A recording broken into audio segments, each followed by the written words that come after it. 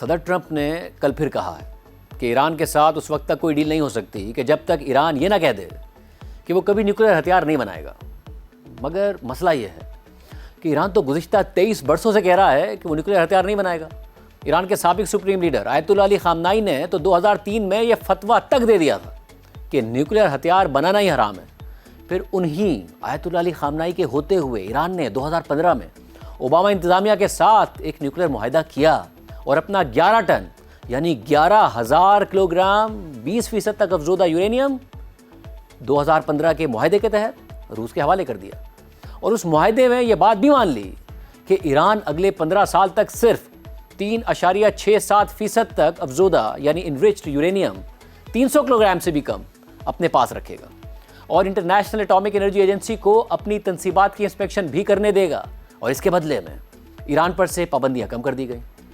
مگر یہ صدر ٹرمپ ہی تھے جو صدر بنے اور پھر 2018 میں اپنے پہلے دور صدارت میں وہ معاہدہ ختم کر دیا، اور دوسری دفعہ صدر بننے کے بعد گزشتہ سال جون میں اسرائیل کے ساتھ مل کر ایران کی نیوکلیر تنصیبات پر B-2 بمبار طیاروں سے حملہ کر کے یہ دعویٰ کر دیا کہ ایران کا 60% تک 440 کلو گرام یورینیم کا ذخیرہ تباہ کر دیا ہے، اور اب ایران کئی سال تک نیوکلیر ہتھیار بنانے کے قابل ہی نہیں رہا۔ مگر پھر 8 ماہ بعد فروری میں امریکہ نے دوبارہ اسرائیل کے ساتھ مل کر ایران پر حملے شروع کر دیے، اور پھر یہی دعویٰ کر دیا کہ ہم حملہ نہ کرتے تو ایران نیوکلیر ہتھیار بنا لیتا۔ حالانکہ ان حملوں سے پہلے امریکہ اور ایران کے مذاکرات ہو رہے تھے، اور ان مذاکرات میں شامل عمان کے وزیر خارجہ نے جنگ شروع ہونے کے بعد بتایا کہ امریکہ اور ایران کے درمیان ڈیل ہونے والی تھی، بہت سے معاملات طے پا چکے تھے، اور انہی مذاکرات میں شامل برطانیہ کے نیشنل سیکیورٹی ایڈوائزر جوناتھن پاول نے بتایا کہ ہم حیران رہ گئے کہ مذاکرات میں ایران تمام باتوں پر مان گیا، اور مذاکرات کا اگلا دور ویانا میں ہونے والا تھا۔ اور ناظرین، اس سب کے دوران کون ایران کا سپریم لیڈر تھا؟ آیت اللہ علی خامنائی۔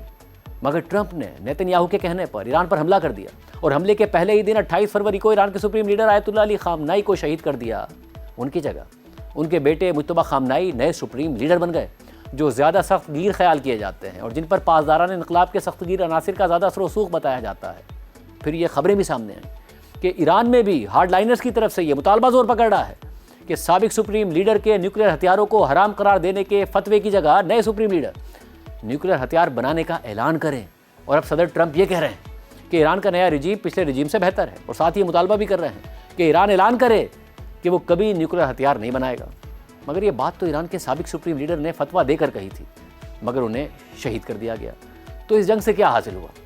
ایک سپریم لیڈر جو کہتے تھے کہ نیوکلیر ہتھیار نہیں بنائیں گے، انہیں شہید کر کے صدر ٹرمپ نئے سپریم لیڈر سے کہہ رہے ہیں کہ آپ بھی کہیں کہ نیوکلیر ہتھیار نہیں بنائیں گے۔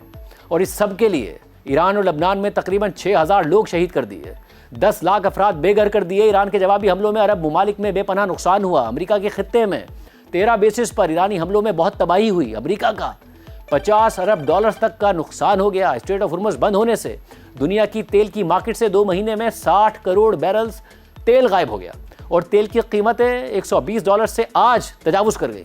دنیا بھر میں اکنامک ریسیشن کے خطرات پیدا ہو گئے، اور یہ سب کس لیے؟ نئے سپریم لیڈر کی طرف سے ایک بیان کے لیے، جو پہلے ہی سابق سپریم لیڈر نے 23 سال پہلے سے دیا ہوا ہے۔ اور آج نئے سپریم لیڈر کا یہ تحریری بیان جاری ہوا ہے کہ ایران کے 9 کروڑ ایرانی عوام اپنے ایٹمی اور میزائل پروگرام کو قومی اثاثہ سمجھتے ہیں، اور جس طرح وہ اپنی زمینی، بحری اور فضائی سرحدوں کی حفاظت کرتے ہیں، اسی طرح ان کی بھی حفاظت کریں گے۔